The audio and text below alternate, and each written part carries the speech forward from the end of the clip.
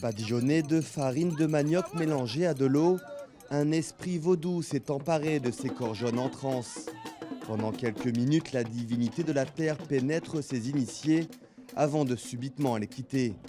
Pour la fête nationale du vaudou au Bénin, tous les ancêtres et les esprits de la nature sont célébrés. Tout Africain est né vaudou.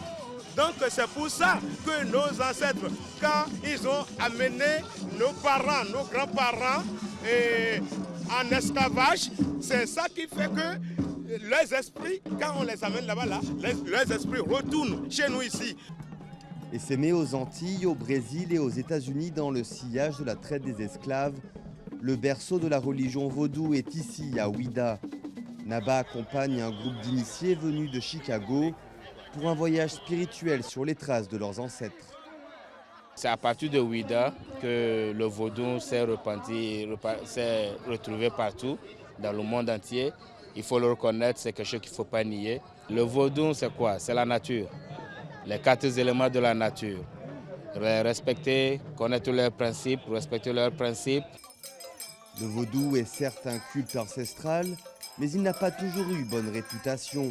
Accusé d'être de la sorcellerie, le vaudou a été réprimé pendant des décennies au Bénin, avant l'institution d'une fête nationale en 1993.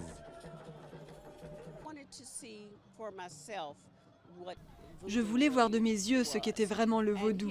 Ici, c'est une religion nationale et il ne s'agit pas juste de planter des aiguilles dans une poupée ou de faire de la magie noire. Ça va au-delà de cette image négative.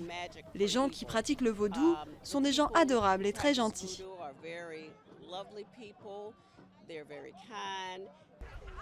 Sur la plage face à l'océan, les initiés continuent à communier avec les esprits et les aïeux, partis de Ouida pour disséminer le vaudou qui compte aujourd'hui près de 50 millions d'adeptes à travers le monde.